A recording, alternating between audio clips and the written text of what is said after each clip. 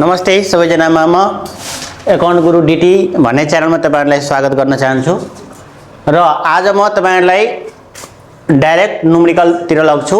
Cash flow statement को indirect मेथडबाट एउटा question solve गरेर सिकाउँछु।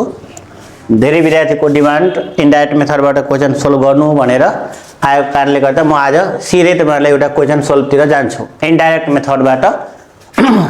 यसमा सबभन्दा पहिला एउटा फर्मेट गरौँ। फर्मेटमा हामी सबैलाई थाहा छ पार्टिकुलर्स अमाउन्ट लाग्दा पनि हुन्छ, डिटेल अमाउन्ट राख्दा पनि हुन्छ।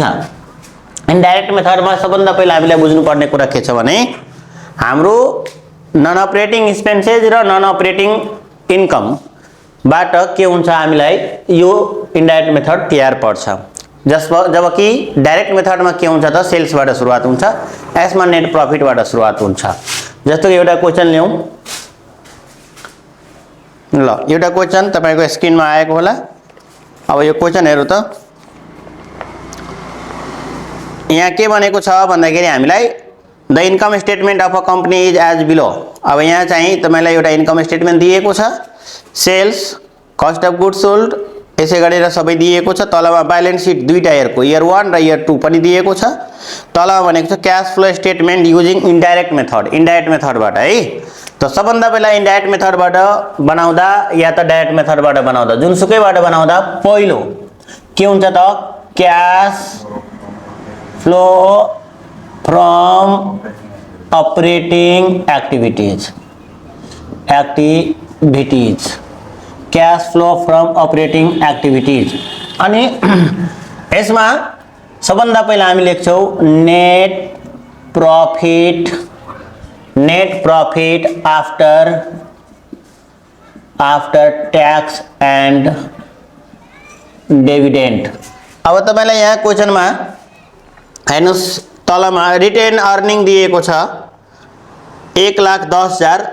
रिटेन अर्निङ भनेको ट्याक्स र डिभिडेन्ड घटाइसकेपछि आउँछ, त्यसकारण चाहिँ त्यो नै भयो net profit after tax and dividend 1,10,000। यसमा एड हुन्छ नन अपरेटिङ एक्सपेन्सेस अथवा नन क्याश एक्सपेन्सेस अथवा लसेज। अब नन अपरेटिङ भन्ने बित्तिकै तपाईलाई जस्तो कि goodwill written off, depreciation, underwriting commission written off है, यस्ता आइटमहरु लस आइटमहरु तपाईलाई कहाँ आउँछ त यसमा आउँछ। जस्तो कि यसमा दिएको के छ भन्दाखेरि डिप्रिसिएसन दिएको छ, प्रिलिमिनरी एक्सपेन्स रिटेन अफ दिएको छ, loss on sales of investment दिएको छ। तीनटा आइटम छ है, ध्यान दिनु। अब डिप्रिसिएसन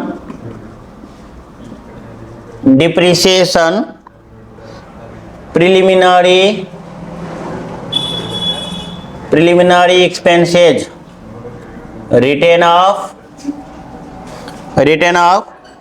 त्यसै गरेर loss on sales of investment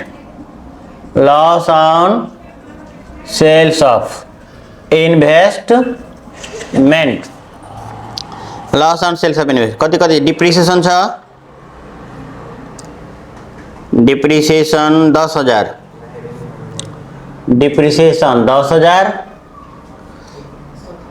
preliminary expense written off 5,000 loss on sales of investment 10,000। र यसमा प्रोभिजन फर ट्याक्स पनि लिनुपर्छ, किन यो आफ्टर ट्याक्स र डिभिडेन्ड भयो भने यहाँ दुईटै कुरा आउँछ, ट्याक्स पनि आउँछ डिभिडेन्ड पनि आउँछ। बिफोर ट्याक्स र डिभिडेन्ड भयो भने ट्याक्स र डिभिडेन्ड आउँदैन। अब यहाँ प्रोभिजन फर ट्याक्स कति रुपैयाँ छ भन्दाखेरि 20,000। यसै गरेर प्रोभिजन फर डिभिडेन्ड पनि आउँछ, प्रोभिजन फर डिभिडेन्ड कति छ त डिभिडेन्ड पेड भन्दाखेरि 25,000। जोड त यसलाई कति आउँछ। अब हेरौँ, यसलाई जोडेर यसलाई जोड्दा कति हुन्छ 25, 20, 45, 5, 50, 60, 70,000 हैन। अनि यो त माइनस हुन्छ, सरी एड हुन्छ। 1,10,000 में 70,000 जोड्यो भने 1,80,000। अब यसबाट लेस हुन्छ non operating income and gain, जबकि यो क्वेसनमा non operating income and gain छैन, त यो डाइरेक्टै आइहाल्यो एफएफओ। एफएफओ भनेको फन्ड्स फ्रम अपरेसन। अब यसमा एड गर्छौं हामी increase in current liabilities, increase in current liabilities. अब कुन कुन करेन्ट लायबिलिटीज इन्क्रिज भएको छ त्यसलाई जोड्ने।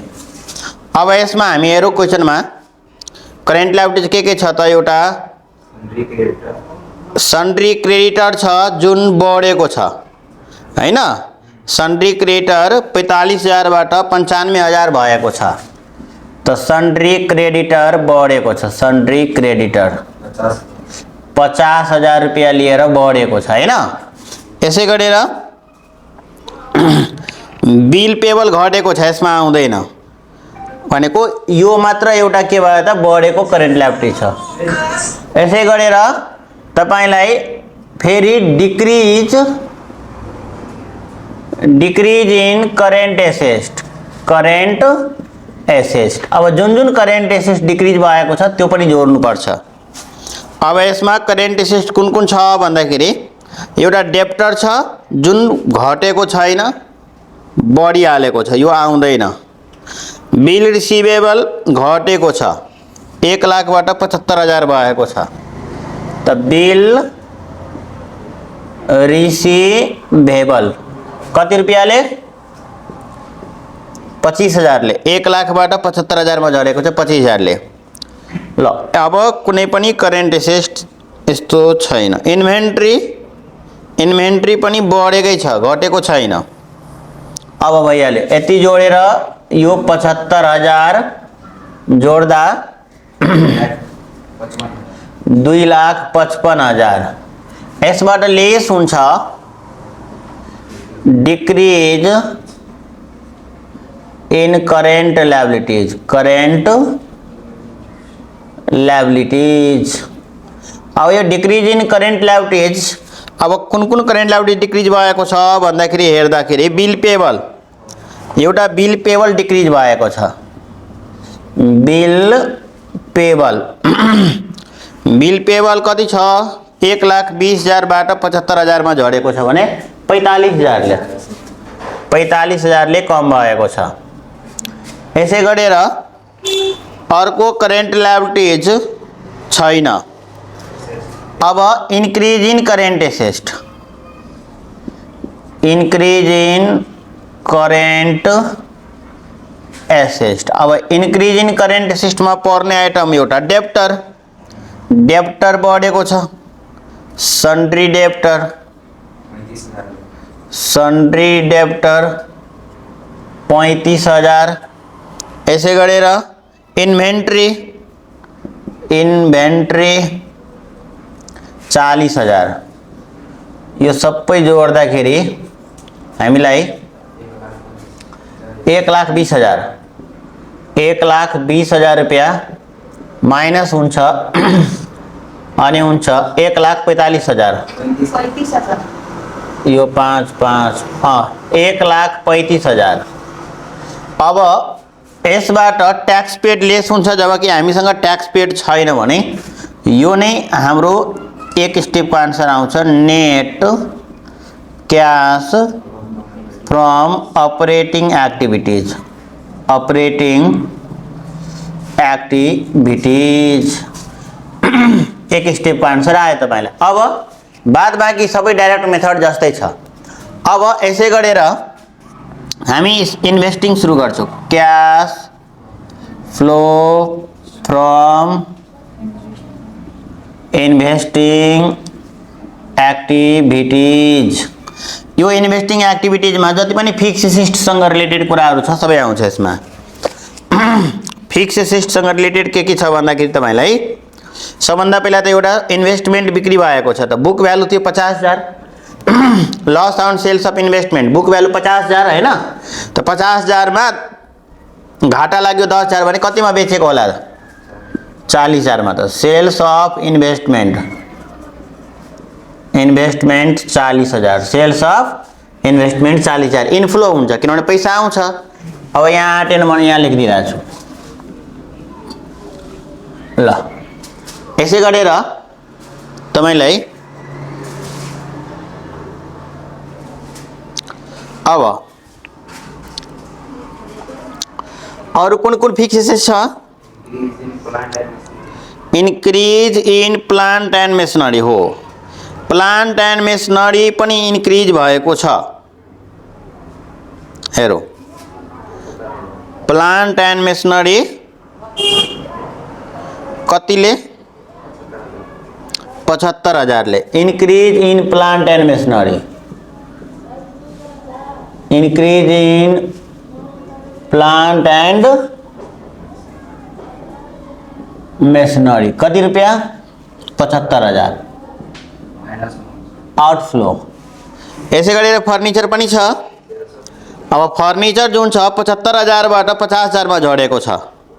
अब यहाँ घटेको छ, यसको अर्को कारण डिप्रिसिएसन पनि हुन सक्छ। यो जरुरी छैन कि सेल्सै गरेर घट्छ भने। डिप्रिसिएसन कति छ? 10,000 ले। 10,000 भनेको तपाईलाई 75,000 मा 75,000 को मा 10,000 घटाउँदा 65,000 हुनुपर्ने ठाउँमा 50,000 छ। यसको मतलब कतिले थप घटेको छ? 15,000 ले। यो भयो सेल्स। यो के भयो त? सेल्स भन्दाखेरि सेल्स अफ फर्निचर 15,000 इनफ्लो। अरू कुनै करेन्ट अरू कुनै फिक्सेस छ? इन्भेस्टमेन्टहरु छैन। छैन भने यसलाई जोड। यो 40 प्लस मा भयो, 15 प्लस मा भयो अनि 40 55 अनि यो 20,000 रुपैयाँ माइनस मा। यो आयो बी नम्बरको step. Cash flow from net छुट्याइ net cash flow from investing activities 20,000 minus में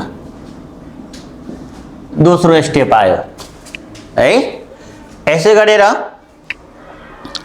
तपाईलाई अब क्याश फ्लो फ्रम फाइनेन्सिङ सुरुवात हुन्छ। Cash flow from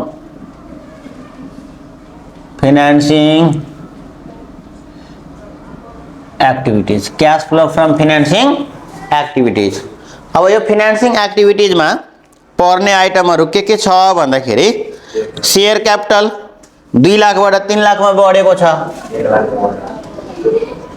increase in share capital, increase in share capital अथवा इस्यु अफ शेयर क्यापिटल भन्दा पनि हुन्छ। 1 लाख रुपैयाँले बढेको छ। यसै गरेर डिबेन्चर घटेको छ। 1.5 लाख बाट 1 लाख मा घटेको छ। डिक्रिज भन्नु या रिडम्सन भन्नु? Decrease in 10% debenture. रिडम्सन लेख्दा पनि हुन्छ। 50,000 ले आउटफ्लो भयो, घटेको छ। हुन्छ रिडम्सन रिपेमेन्ट जे पनि हुन्छ। यसै गरेर डिभिडेन्ड पेड, डिविडेंड पेड पनि छ। Dividend paid 25,000 outflow. अब यसलाई जोड्दाखेरि सी नंबर आउँछ। नेट क्याश 25,000 प्लस प्लस में है 25,000 net cash from financing activities. अब हामी लास्ट में 3टै स्टेप को जब हामी क्याश फ्लो निकालिहाल्छौं भने त्यसपछि हामीलाई के हुन्छ भने net change in cash and cash equivalent निकाल्नु पर्छ। Net change in cash and cash equivalent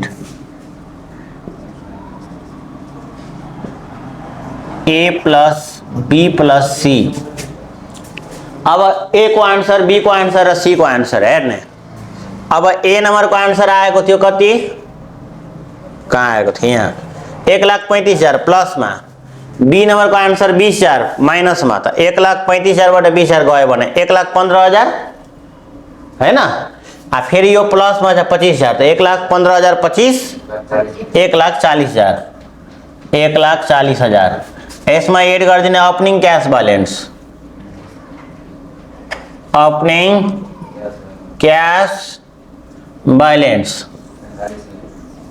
तपाईलाई यहाँ cash balance, cash and bank को सुरु वाला वर्ष को के हुन्छ त, क्याश ओपनिङ क्याश ब्यालेन्स हुन्छ 45,000 जोड्दा 1,85,000, closing cash balance, closing cash balance यो भनेको सेकेन्ड इयरमा दिएको 1,50,000, यो मिल्यो भने हिसाब ठिक छ भनेर बुझ्नु। यो भयो इन्डाइरेक्ट मेथड। यसै गरेर अब एउटा डाइरेक्ट मेथड पनि हेरौँ। यो इन्डाइरेक्ट मेथडको एउटा क्वेसन एक्जाममा आयो भने यस्तै क्वेसन आउँछ, फाइनल एक्जाममा आयो भने यही मोडलमा आउँछ। यसै गरेर डाइरेक्ट मेथडको पनि एउटा मोडल हेरौँ। डाइरेक्ट मेथड 2081 सालमा सोधेको क्वेसन है, गत साल सोधेको क्वेसन कस्तो छ हेरौँ। डाइरेक्ट मेथडबाट सोधेको थियो। अब यहाँ क्वेसन हेर्नु हो, दुईटा the 2-year balance sheet and other information of a company are as follow. यहाँ इन्फर्मेसन दिएको छ, दुईटा इयरको बैलेंस शीट, तलमा एडिसनल इन्फर्मेसन पनि छ। र डाइरेक्ट मेथड छ भने जहिले पनि सेल्स दिएको हुन्छ, एउटा कुरा याद राख्नु है। अब पहिला हेडिङ लेखिहाल्नु, यो चाहे डाइरेक्ट मेथड होस् चाहे इन्डाइरेक्ट मेथड होस् हैन। यसै गरेर ए नम्बरमा हुन्छ क्याश कलेक्सन फ्रम कस्टमर। अब यो क्याश कलेक्सन फ्रम कस्टमरमा सेल्ससँग रिलेटेड जति ट्रान्जेक्सन हुन्छ सबै यसमा आउँछ है। सबभन्दा पहिलो आइटम यसको के हुन्छ त, सेल्स दिएको छ। कति सेल्स, 4,65,000, 4,65,000। यस पछाडि यसमा सेल्सबाट उत्पन्न हुने ट्रान्जेक्सनहरु जस्तो कि डेप्टर, त डेप्टर पनि तपाईलाई 45,000 बाट 70,000 भनेको इन्क्रिज भएको छ। इन्क्रिज इन डेप्टर कति रुपैयाँ, 25,000 आउटफ्लो। सम्पत्ति इन्क्रिज हुँदा आउटफ्लो हुन्छ।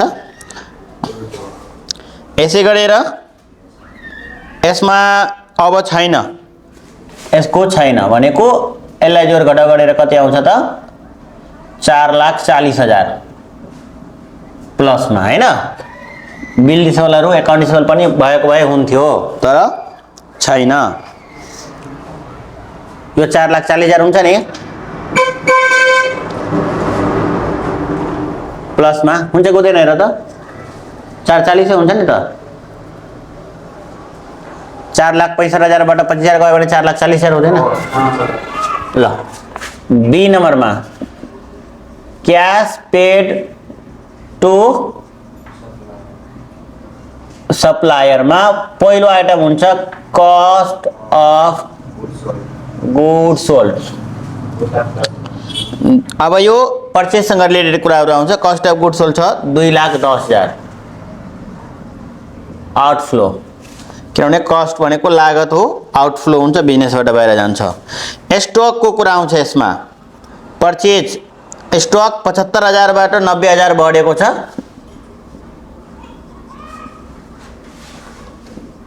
इन्क्रिज इन स्टक 75,000 बाट 90,000 बढ्यो भने कतिले बढ्यो, 75, 15,000 ले बढ्यो। आउटफ्लो, सम्पत्ति बढ्यो भने आउटफ्लो हुन्छ, सम्पत्ति घट्यो भने इनफ्लो हुन्छ।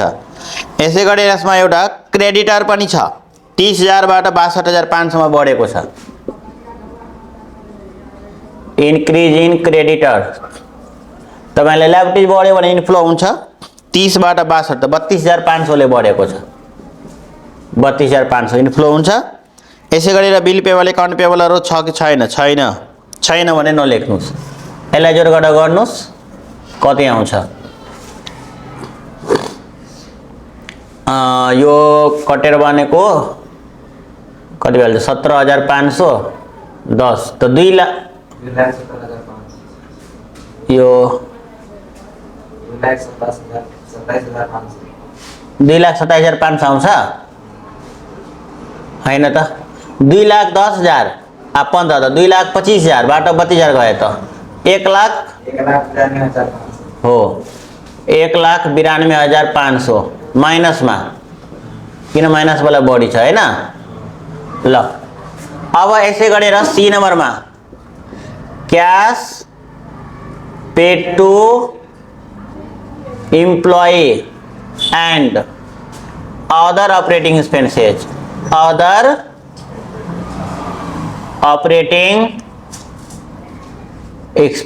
Cash paid to employee and other operating expenses अब कुन छ त cash paid to employee and other में सबभन्दा पहिला त ऑपरेटिंग एक्सपेंसेस आउँछ ऑपरेटिंग एक्सपेंसेस कति छ 1,45,000 छ 1,45,000 आउटफ्लो यसै गरेर तपाईलाई यसमा पर्ने आइटम ऑपरेटिंग एक्सपेंसेस भइहाल्यो आउटस्ट्यान्डिङ एक्सपेंसेस पनि छ इन्क्रिज इन आउटस्ट्यान्डिङ एक्सपेंसेस कतिले बढेको छ 5,000 बाट 7,500 छ 2,500 ले बढेको छ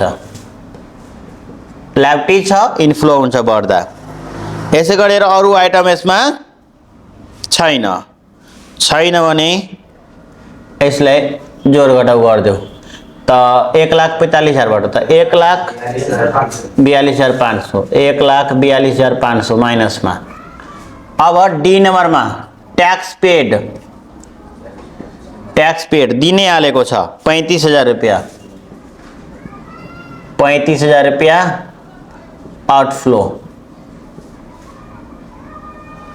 आउटफ्लो यसै गरेर इंट्रेस्ट पेड अरु छैन डिविडेन्ड रिसिभ र इंट्रेस्ट रिसिभ पनि हुन्थ्यो भने दिन्थे तर छैन यतिमा एक स्टेप निस्किन्छ A number net cash from operating activities जोड घटाउ गर्दा यहाँ कति आउँछ निकाल्नु त्यसै गरेर अर्को स्टेप सुरुवात हुन्छ cash flow from investing activities हेर्नुस् है cash flow from investing activities यसमा पर्ने आइटमहरु त फिक्स्ड हुन्छ त यसमा भनेको एडिशनल पर्चेज अफ इन्भेस्टमेन्ट यसैमा आउँछ एडिशनल पर्चेज अफ इन्भेस्टमेन्ट त लगानी भयो लगानी भनेको त आउटफ्लो हुन्छ 1,25,000 1,25,000 यसै गरेर यो कति आयो प्लस में 17,000 माइनस में अलि राम्ररी जोड्नु है ल प्लस में ल एडिशनल पर्चेज अफ इन्भेस्टमेन्ट 1,25,000 यसै गरेर यसमा पर्ने आइटम छ एउटा इक्विपमेन्ट सोल्ड र पर्चेज दुईटै भनेको छ इक्विपमेन्ट सोल्ड पनि भनिदियो र इक्विपमेन्ट पर्चेज पनि भनिदियो दुईटै कुरा भनिदिएको छ 30,000 र 45,000 त सोल्ड में छ 30,000 इनफ्लो भयो र 45,000 पर्चेज में छ आउटफ्लो भयो अरु कुनै फिक्सेस छैन किनभने इक्विपमेन्ट मात्र छ इन्भेस्टमेन्ट मात्र छ दुईटै आइसक्यो यसलाई जोड घटाउ गर्दा बी स्टेप आउँछ net cash from investing activities कति आयो 1,40,000 यो 5 गयो भने 30 40 70 1,40,000 प्लस में कि माइनस में? माइनस में 1,40,000 माइनस में। ल दोस्रो स्टेप पनि आइसक्यो।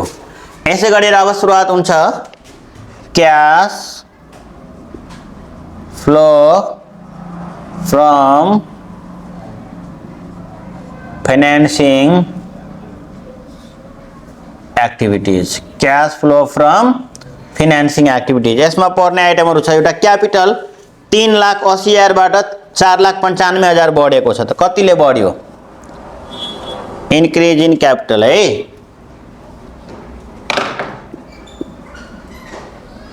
इन्क्रिज इन क्यापिटल कतिले बढ्यो? 380 बाट 4,95,000 भयो भने 380 त 1,15,000 1,15,000 ले बढ्यो। यसै गरेर अर्को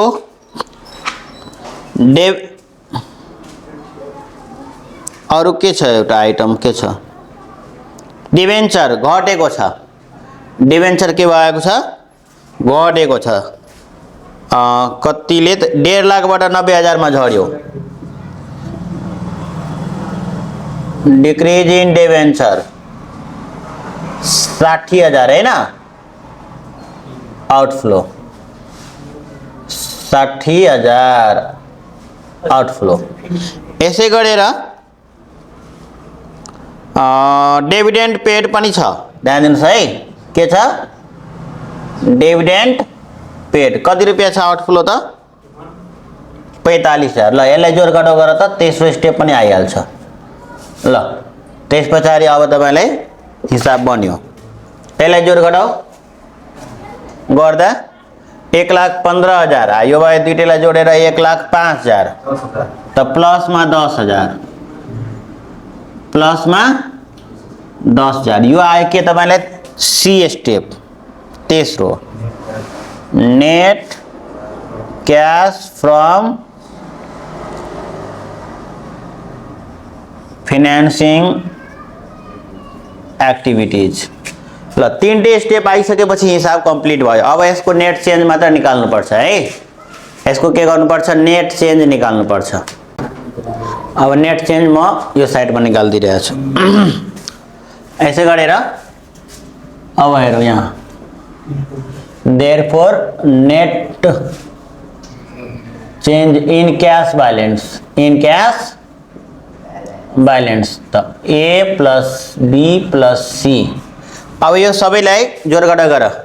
यो 70,000 प्लस में छ ए स्टेप में र यो पनि प्लस में छ। त यो दुईटै प्लस प्लस प्लस भइहाल्छ 80,000 र यो माइनस में छ 1,40,000 भनेको। अनि 1,40,000 बाट 80,000 गयो भने कति हुन्छ? 1,40 बाट 60,000 माइनस में, किनभने माइनस वाला बढी छ त 60,000 रुपैयाँ माइनस में। Add opening cash balance. Opening cash balance. अब ओपनिंग कैश बैलेंस कति छ? त कैश बैलेंस को फर्स्ट ईयर में 80,000 छ। 80,000 प्लस में छ। अब यो प्लस 80 यो माइनस 60 त 20,000 प्लस में। यो भयो closing cash balance. Closing cash balance. अब यो क्लोजिंग कैश बैलेंस तपाईले ठ्याक्कै सेकेन्ड इयर में 20,000 छ। यसरी हामी के गर्छौं त डाइरेक्ट मेथड को बाट चाहिँ हामी क्याश फ्लो बनाउँछौं। यो भनेको तपाईलाई एक्जाम में यस्तो मोडल में एक्जाम में आउँछ। फाइनल एक्जाम में यो फाइनल एक्जाम को एउटा मोडल हो। मैले दुईटै मेथडबाट एउटा एउटा हिसाब बनाएर सिकाइदिए। इनडाइरेक्ट मेथडबाट पनि एउटा गरे, डाइरेक्ट मेथडबाट पनि गरे। यो मोडल में एक्जाम में बोर्ड में एक्जाम में आउँछ है। यसै गरेर तपाईलाई अर्को पनि म अझै भिडियोहरु बनाएर ल्याउँछु भन्दै म आजको लागि यतिकै। हस्त नमस्ते।